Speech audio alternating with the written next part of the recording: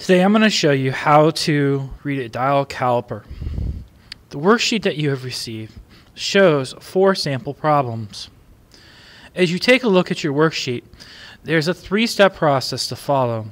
1 is to read the blade to determine the inches of your object that you're measuring. I'm going to zoom in so that you can see here that on the blade there is a 0 here. But if you go down to example 2, you'll see that there is 0, 1, 2. These are your inch lines.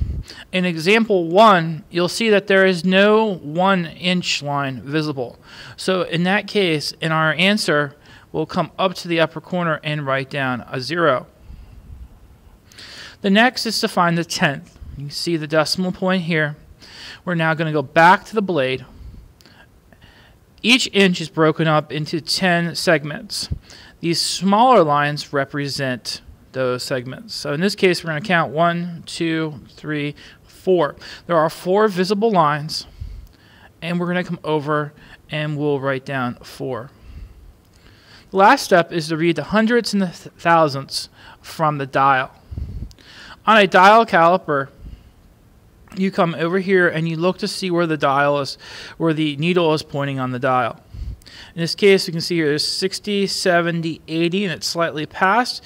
There's 1 past, so we're going to write this down as 81.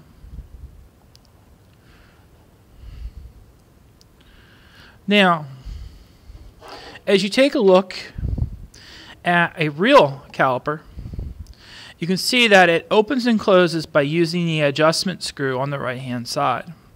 If it will not open, check the adjustment screw at the top. It may be tightened and have it locked in place.